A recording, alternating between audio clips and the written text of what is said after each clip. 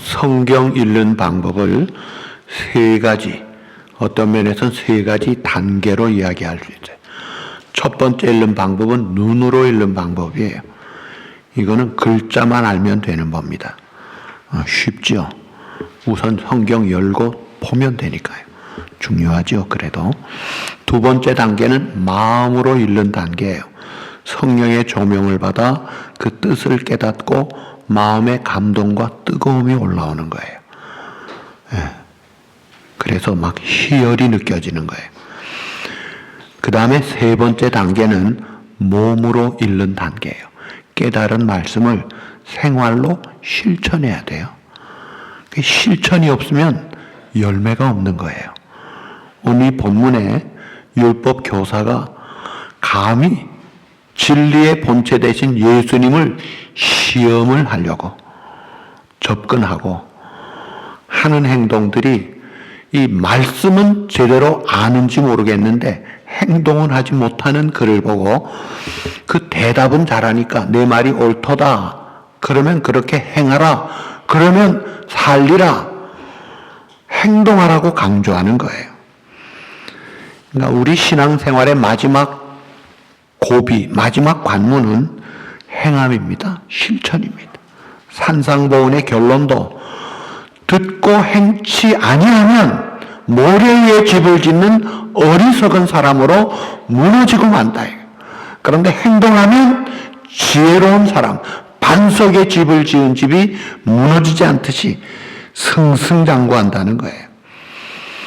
그래서 예수님은 나더러 주여 주여 하는 말만 주여 주여 하는 자마다 천국 가는 것이 아니라 다만 하늘에 계신 내 아버지의 뜻대로 따라합시다. 행하는 자라야 들어가리라. 열매가 보여야 된다 이거예요. 자, 그럴 때 이런 예수님의 깨달음 주는 말씀을 대할 때 율법사는 공손하게 아이고 제가 잘못했습니다, 마음 고치겠습니다 해야 될 텐데 오히려 자기를 옳게 보이려고 그래요? 그러면 내 이웃이 누군데요?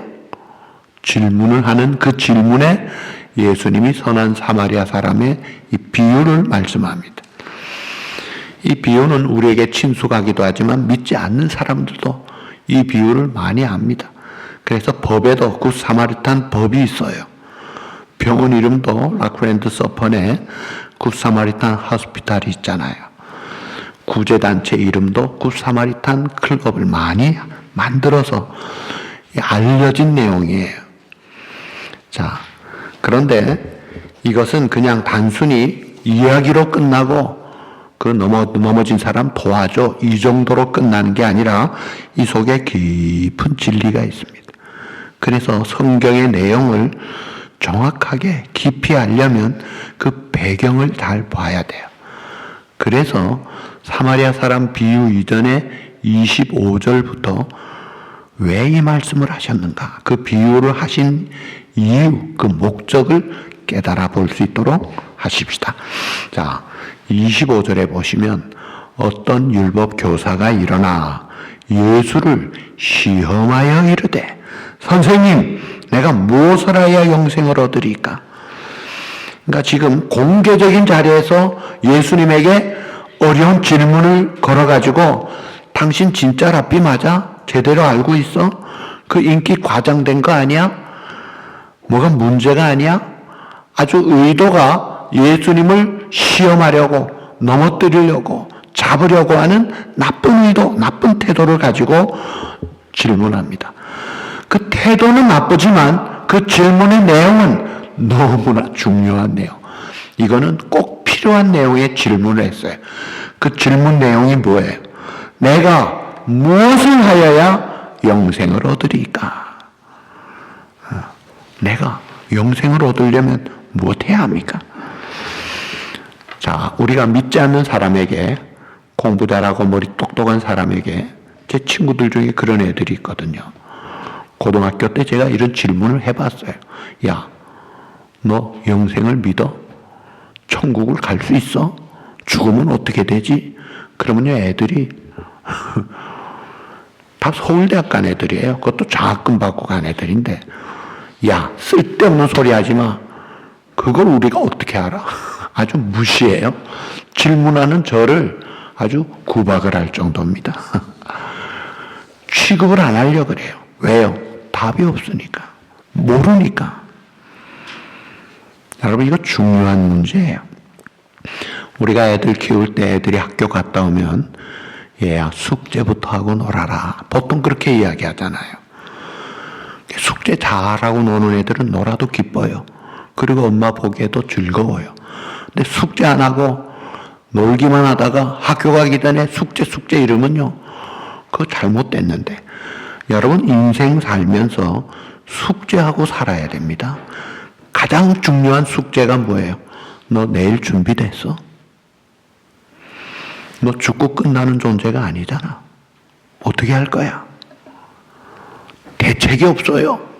그러고 살 거예요? 그러니까 불안하죠. 그러니까 두렵죠. 그러니까 피하죠. 죽음, 아이고, 그걸 어떻게 알아? 믿지 않는 사람들 영생 이야기하면요, 손살에 칩니다. 여러분, 중요한 질문이에요. 그리고 내가 언제 죽을지도 모르는데 준비도 안 하면 그게 되겠느냐, 이게. 애들 말대로 숙제하고 놀자, 이거예요. 숙제를 풀고 살자, 이거예요. 자, 이런 중요한 그 질문, 내가 무엇을 하여 영생을 얻으리까? 이 중요한 질문에 예수님은 질문으로 또 그 대답을 하셨어요. 그게 26절에 보니까 예수께서 이르시되 율법에 무엇이라 기록되었으면 내가 어떻게 읽느냐? 질문으로 그 대답을 했어요. 자, 그럴 때 이제 율법 교사의 대답이 너무나 탁월하고 완벽한 정확한 대답을 합니다. 27절에 대답하여 이르되, 다 같이 시작. 내 마음을 다하며 목숨을 다하며 힘을 다하며 뜻을 다하여 주 너의 하나님을 사랑하고 또한 내 이웃을 내 자신같이 사랑하라 하였나이다.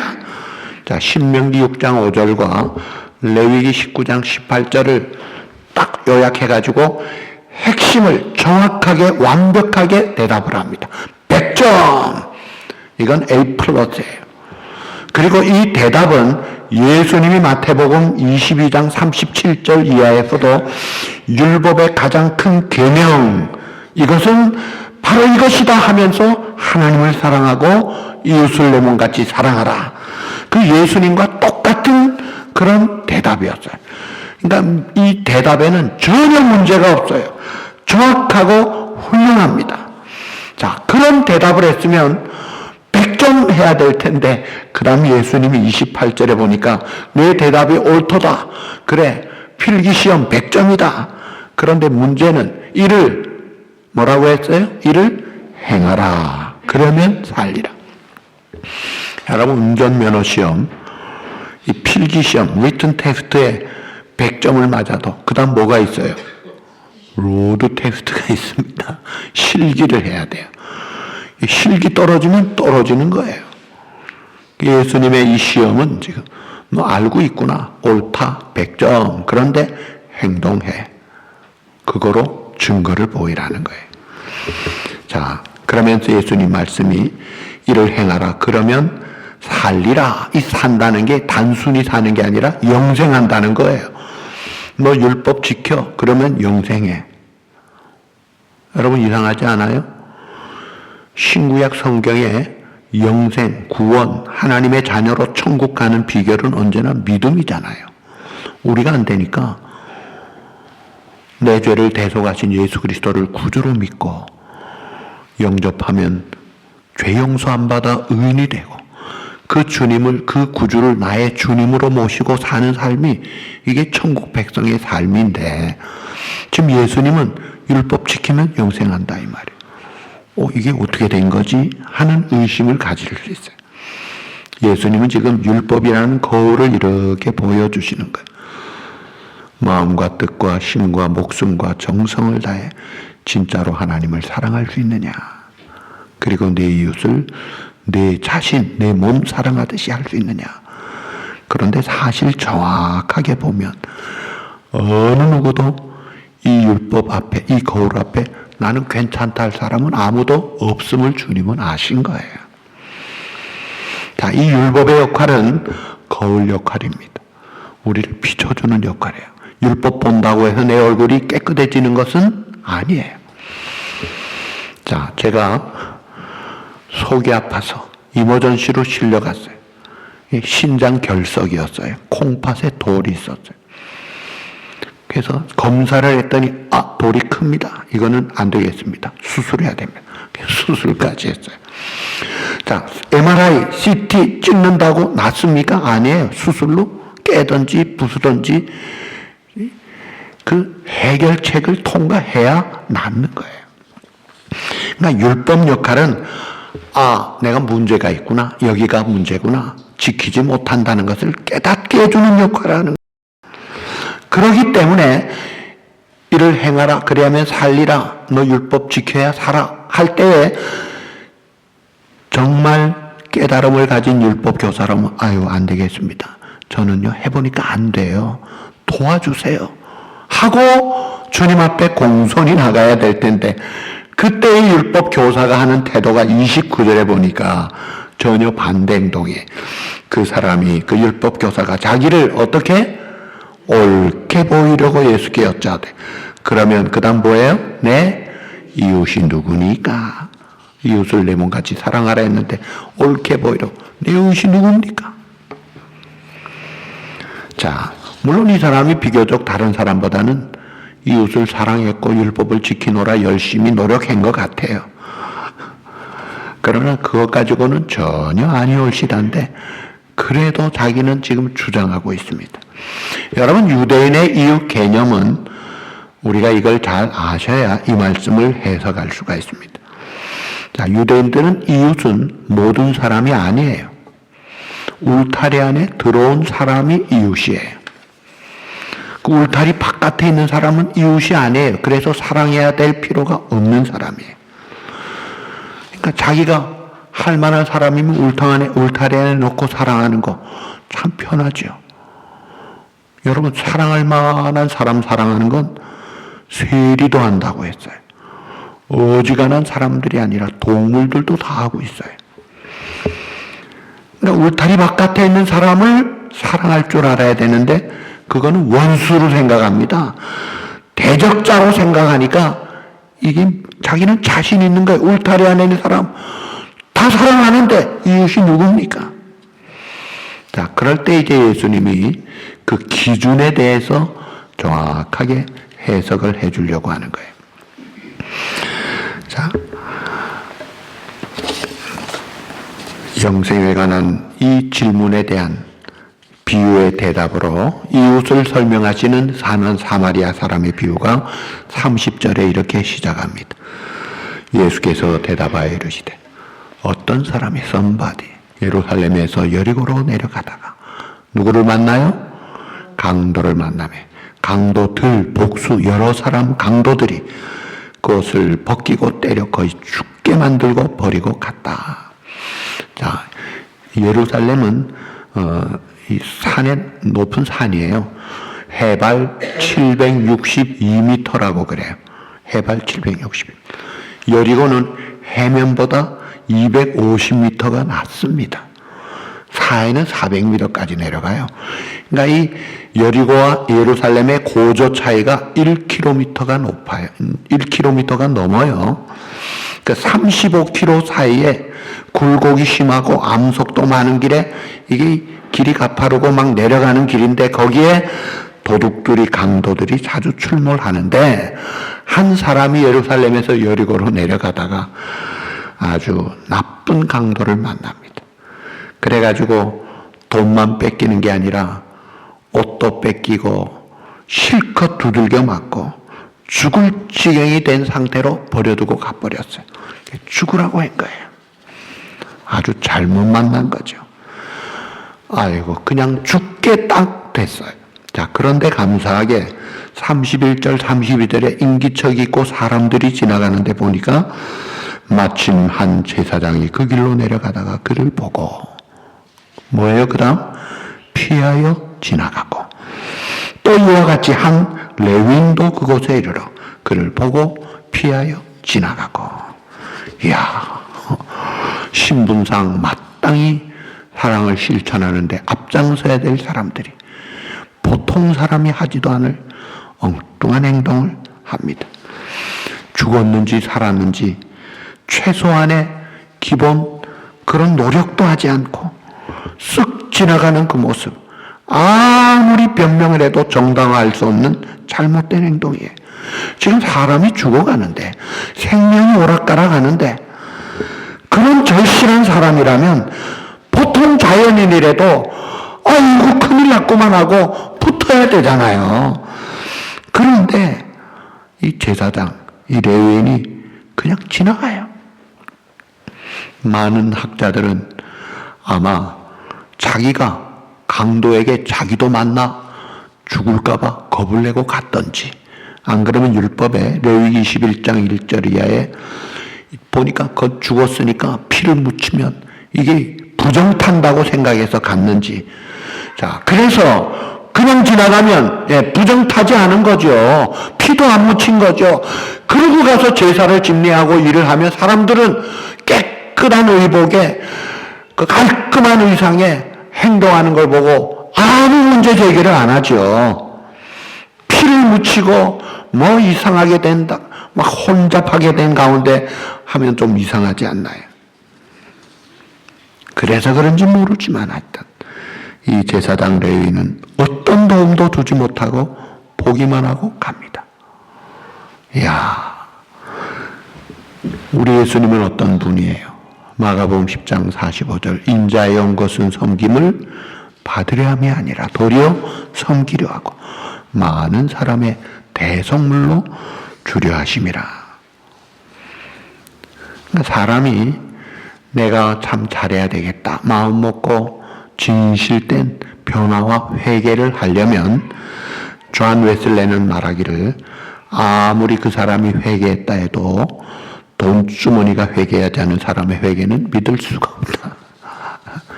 말로만 아이고 어쩌지, 밥 좀 먹어야지, 옷을 입어야지, 뭐 병 좀 고쳐야지 하고 꼼짝도 안 하고 손가락 갖다가 나는 건 가짜다 이거예요. 자, 불행스럽게 제사장이 지나가고 레위인이 지나간 다음에, 그 다음에 이제 33절 이하에 사마리아 사람이 등장합니다. 어떤 사마리아인은 여행하는 중 거기 이르러 그를 보고, 그 다음 뭐예요? 따라합시다. 불쌍히 여겨. 한 번 더 다 같이 시작. 불쌍히 여겨. 그게 예수님의 마음이에요. 이 컴패션 마인드. 아이고 어떡하지? 아이고 안 돼. 저 죽어가네. 아, 큰일 났네. 아이고 저러면 안 되잖아. 불쌍히 여겨. 그래서 어떻게 해요? 가까이 가서 기름과 포도주를 그 상처에 붓고 싸매고 자기 짐승에 태워 주막으로 데려가서 돌보아 주니라. 그 이튿날 그가 주인에게 데나리온 2를 내어주며 이르되 이 사람을 돌보아 주라. 비용이 더 들면 내가 돌아올 때 갚으리라. 참 고마운 분이에요. 자, 이 사람이 어떤 사람이라고요? 신분이 사마리아 사람. 유대인들이 경멸하는 사람이에요. 이 이스라엘 백성이 포로로 잡혀갔을 때 남아있는 사람들이 이방인들과 혼혈족으로 남아서 우상도 숭배하고, 그래서 이 사람들은 아예 유대인 사회에서는 완전히 이거는 변절된 아주 참 짐승 개 취급을 했습니다. 그래서 예루살렘 성전에도 출입금지, 그리심산에 따로 신당 세우고 저들 무슨 짓을 하든지 상관하지 않는, 상종하지 않는 그런 사람들, 업신여기는 대표적인 사람들이었는데, 그 사마리아 사람이 오히려 강도 만나 죽어가는 유대인을 보고 불쌍히 여기고 동정심을 가지고 기름과 포도주를 붓더라 이거예요. 기름은 상처의 통증을 약화시켜주고 포도주는 살균 역할을 한다고 라버슨 학자는 이야기를 해요.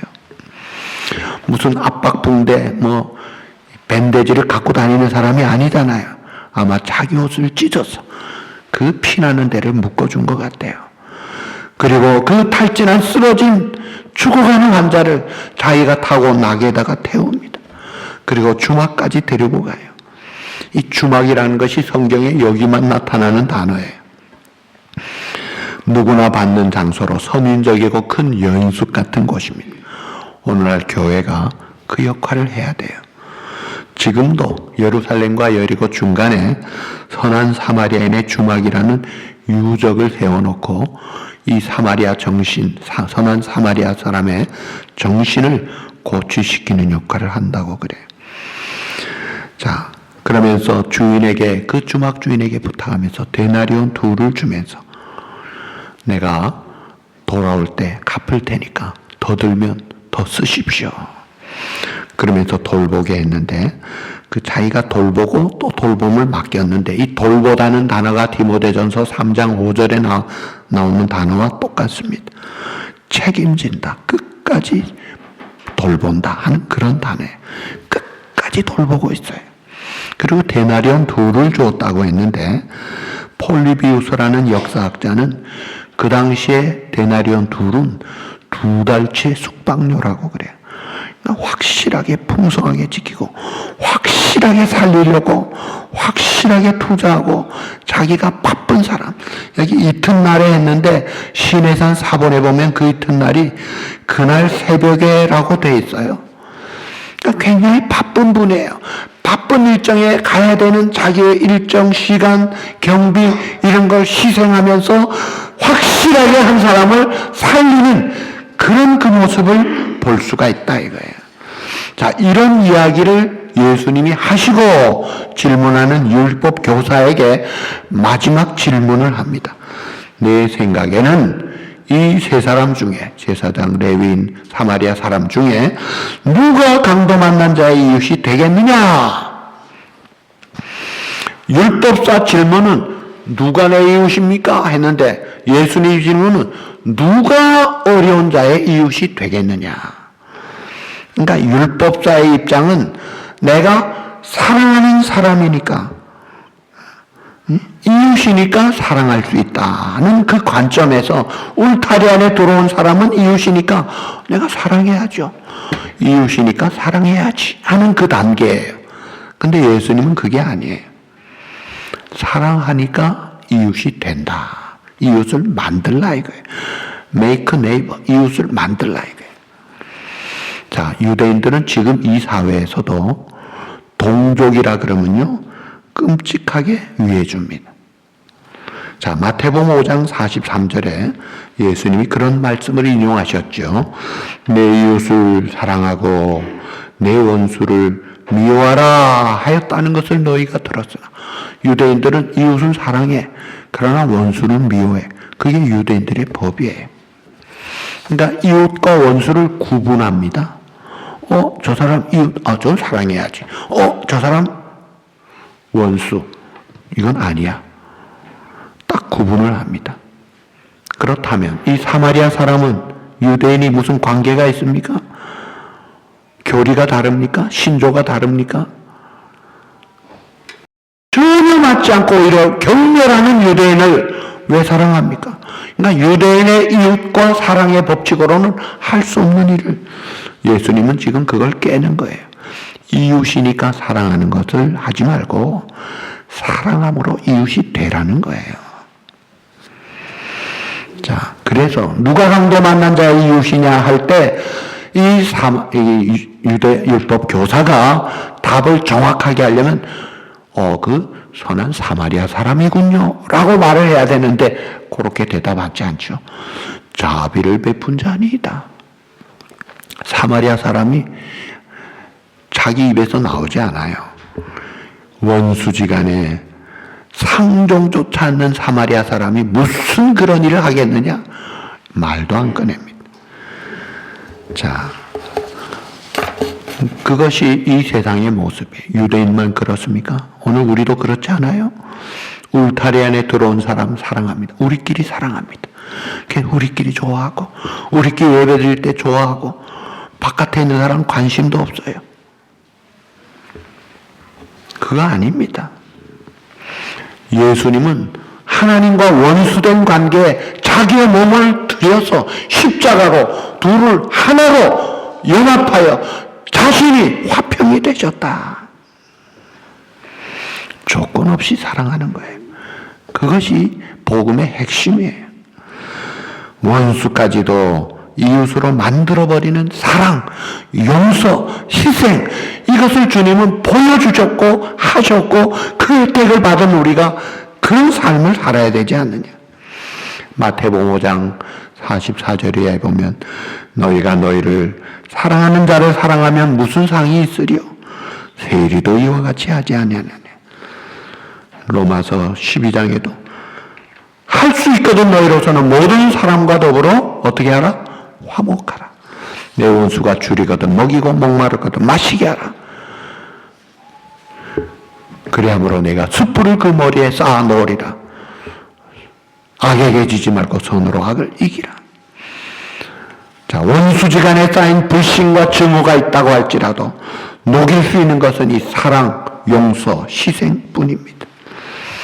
이것이 이제 예수님의 십자가에서 우리를 향해 보여주신 것이고 그것을 우리에게 요구하시는 거예요. 자, 1948년 10월 25일에 무슨 일이 있었는지 압니까? 손양원 목사님의 두 아들 동호동신이가 공산당 청년 안재선에게 죽임을 당했어요. 이 비보를 받은 아버지 손양원 목사님은 비통해하면서 그때 아이고 비통한 가운데 또 중얼거리는 말을 들었는데 이런 말을 했대요. 아이고 저 영혼 불쌍해서 어쩌나. 안재선을 보고 하는 이야기예요. 내 아들들은 예수 믿고 이제 천국 갔는데 쟤는 죽으면 지옥 갈 텐데 저 영혼 불쌍해서 안 되잖아. 성령이 주신 생각이에요. 이것이 정말 고귀한 슬픔이요 고귀한 불쌍히 여기시는 컴패션. 저대로 두면 안 되지. 오집사, 당신 경찰서에 가서 그 청년 내가 양아들 삼는다고 그래. 온 사람들이 미쳤다 그랬습니다. 자기 식구도 우리 교회 와서 간청했잖아요. 그 딸 손동희 권사님이. 아버지 정상으로 생각하십시오. 우리 오빠들을 죽인 원수를 내가 어떻게 오빠라고 다시 불러요? 막 고함 지르고 항의를 했대잖아요.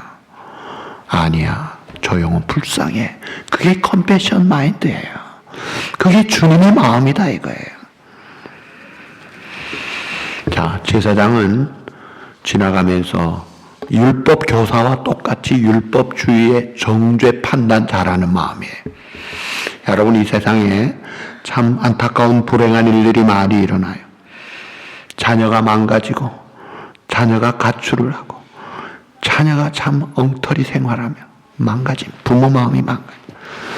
부부가 이혼하고 깨지고 얼마나 고통. 병들어 죽어가기도 합니다. 총에 맞아 죽기도 하고 총을 쏴서 죽이기도 합니다. 인종 갈등, 문화 갈등, 종교 갈등, 정치적 이데올로기, 증오와 대결. 이 세상은 바람잘 날이 없습니다. 오늘도 일부 예배 마치고 친교 시간에 우리 교인 형님이 20년 장사하면서 총 들고 들어온 갱단을 6번을 만났다 그래. 6번. 한 번만 만나도 트라우마가 생기는데 6번 만나면서 물건 많이 사가는 사람 보면요 겁이 난대. 이 속에서 돈이 나올지 총이 나올지 모른대요. 이야. 그리고 사고가 납니다. 그런데 참 불행스러운 건 사고가 나고 불행한 일들, 비극이 생길 때 판단하는 사람들이 있다는 거예요. 율법적인 사람들이에요. 일말의 동정심은 없고 판단만 합니다. 저거 죄받아서 저래. 하나님의 저주를 받은 거야. 누가 자기를 하나님으로 세우셨어요? 여러분, 불행을 피해가면서 판단하는 율법주의자, 가증스러운 모습.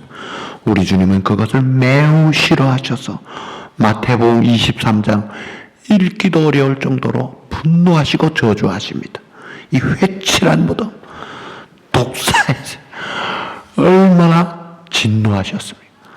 여러분, 그런 태도 싹 버려야 됩니다. 그 다음에 의식주의. 제사장이라 레위인 의식 잘 받들어 섬기지만 마음도 없는 의식들을 지키지 않느냐 이거예요. 그래서 이사야 1장 11절에 이렇게 이야기합니다.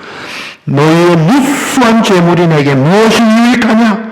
너희가 내 앞에 보이러 오니 누가 그것을 너희에게 요구하였느냐? 내 마당만 밟을 뿐이니라. 예수님 말씀하셨죠. 마태복음 9장 13절. 너희는 가서 내가 긍휼을 원하고 제사를 원치 아니하노라 하신 뜻이 무엇인지 배우라. 제사가 얼마나 영광스러운 클라이막스의 행동임에도 불구하고 그거 긍휼이 없다면 그건 가짜야. 의식 잘 규격 갖춰 행하는 제사장 레위인들, 그럼에도 불구하고 구석구석에서 울고 신음하는 그런 사람에게 관심 기울이지 않고 필요한 사람에게 눈길도 주지 않고 금식하고 기도한들 그게 응답이 되겠느냐? 이사야 58장 6절 7절. 내가 기뻐하는 금식은 그러면서 줄인 자에게 내 양식을 나누어 주며 유리하는 빈민을 집에 들이며 헐벗은 자를 보면 위하며 내 골육을 피하여 스스로 숨지 아니하는 것이 아니겠느냐. 자비를 베풀 줄 모르고 하나님 이거 기도 응답해 주십시오. 이사야 1장 15절이야. 너희가 손을 펼 때 내 눈을 너희에게 가리겠다. 내가 눈을 감겠다 그래. 너희가 많이 기도할지라도 내가 듣지 아니하리니 이는 너희의 손에 피가 가득함이라. 그거 씻으라 이거예요. 그래서 학대받는 자를 도와주며 고아를 위하여 신원하며 갚아주라는 거예요. 과부를 위하여 변호하라. 수직적인 하나님, 영적인 관계가 잘 되려면 수평적인 이 긍휼을 베풀지 못하면 되지 않는다 이거예요. 우리끼리 예배만 잘 드리고 우리끼리 만족하고 그리고 바깥 사람에게 울타리 펴놓고 저 사람들은 관계없어. 무관심. 때로는 심지어 정죄합니다. 가늠하다 돌아온 그 잡혀온 여인에게 돌까지 들어가면서 의분까지 일으킵니다. 말이 안 되죠. 자, 이런 율법주의, 의식주의 다 쓰레기 같은 주의 없애고 긍휼과 자비의 태도를 보자. 이런 강도 만난 자를 볼 때 불쌍히 여겨 이 자비의 마음을 가져. 우리 주님의 마음을 가진 거예요. 돈이 많아야 자비를 베풀 수 있어요? 아니에요. 내 손길 내밀고 내 주머니 털고 동전이라도 주면 도움이 되고 위로가 되고, 내가 실력이 없어서 타이어 플랫된 사람 고쳐주지 못해도요 그 옆에 서 있기만 해도 위로가 됩니다. 아이고 이거 어떡하지? 같이 아파하면요 그 사람 크게 고마워하고 나중에도 그때 참 고마웠어 그런 소리도 받아요. 우리가 그 정도 못하겠느냐 이거예요. 실력이 없으면 없는 대로 왜 못하겠느냐. 칼 마이클이라는 사람은 이런 말을 했어요. 사랑 없이는 줄 수 없지만 주는 것 없이는 사랑할 수는 없다. 사랑이 없어도 주지 못하지만 주는 것 없이는 사랑이 안 된다. 제가 어떤 분은 보니까 참 주는 걸 좋아하시고 잘하시고, 그 좋아한다기보다 참 잘하시, 참 귀한 모습이에요. RG 잉거솔이라는 분은 이렇게 말합니다. 남을 도와주는 손은 기도하는 입술보다 더 거룩하다. 도와주진 않고 기도만 하는 입술, 그거는 입술도 귀하죠. 기도도 얼마나 귀합니까? 그러나 남을 도와주는 손이 더 귀하다 이거예요. 옛 속담에 구제할 것은 없어도 도둑 맞을 것은 있다는 말이 있어요. 무슨 말이에요? 남 도와주려니까 없어요. 그런데 정작 도둑이 와서 보니까 많아 있는 게, 그게 우리들의 모습 아니냐 이거예요. 그리고 남의 것 가지고 공금 가지고 남을 돕시다 하는 소리 잘하는 사람, 그 사람보다 중요한 게 자기 것 가지고 할 줄 알아야 돼요. 자기 것을 줄 줄 알아야지 그게 건강한 정상이다 이거예요. 그러니까 이 이웃사랑이라는 것은 일시적으로 충동적으로 말만 하는 그런 것이 아닙니다. 끝까지 책임지고 완벽하게 우리 주님을 따라서 끝까지 사랑할 수 있어야 돼요. 요한복음 13장 1절 예수께서 자기가 세상을 떠나 아버지께로 돌아갈 때가 이른 줄 아시고 세상에 있는 자기 사람들을 따라합시다. 사랑하시되 끝까지 사랑하시니라. 아멘. 예수님은 끝까지 사랑하시기에 우리를 끝까지 책임져 주실 줄 믿습니다. 그런 은혜를 받고 사는 우리들이 좀 그런 사랑의 통로 역할을 해서 내가 사랑에 콜콜 솟아나는 샘터 같은 역할을 하지는 못해도 사랑을 받잖아요. 받으면 전달하는 송수관 역할을 해보자 이거예요. 그래서 예수님은 가서 너도 이와 같이 하라. Go and do likewise. 이렇게 하라. 이 권위 있는 그 지침, 그 명령 앞에 율법 교사의 교만, 그 위선 꺾어버리는 위험 있는 말. 그래, 가서 그렇게 살아. 압키바라는 랍비에게 어떤 철학자가 질문을 해요. 야, 네가 믿는 하나님이 가난한 자를 돌보신다면 어째서 하나님이 지금도 이렇게 가난한 자를 많이 두셨느냐? 그랬더니 랍비가 하는 말이 참 좋은 말을 해요. 그래, 하나님은 얼마든지 도우실 수 있지만 선을 베풀 수 있는 기회를 우리에게 주시기 위해서 항상 가난한 자를 우리 옆에 두신 거야. 이 세상에 많은 나라가 있지만 제가 개인적으로 생각하기에 제일 많이 주는 나라가 미국 같아요. 특히 우리나라가 6.25 때 미국이 도와주지 않으면 지금 공산당 나라가 됐습니다. 그리고 얼마나 많이 도움받았어요. 많이 굶어 죽었을 텐데 그때 옥수수, 깡냉이, 우유 많이 받아먹고 구제품 많이 받았잖아요. 열심히 잘 주던 나라 가난해졌어요? 제일 강한 나라가 되더라고요. 주라, 그리하면 후이되어 넘치도록 안겨주리라. 강도 만난 자의 안식처가 된 주막 같은 교회, 선한 사마리아 사람 같은 우리 온누리 성도가 되어서 우리 주님의 기뻐하시는 뜻을 이루므로 어두운 세상이 밝아지고 차가운 세상이 따뜻해지고 하나님의 나라가 확장되는, 하나님의 기뻐하시는 그런 일의 주인공들로 쓰임받는 그런 저와 여러분 꼭 되시기를 우리 주님의 이름으로 축복합니다.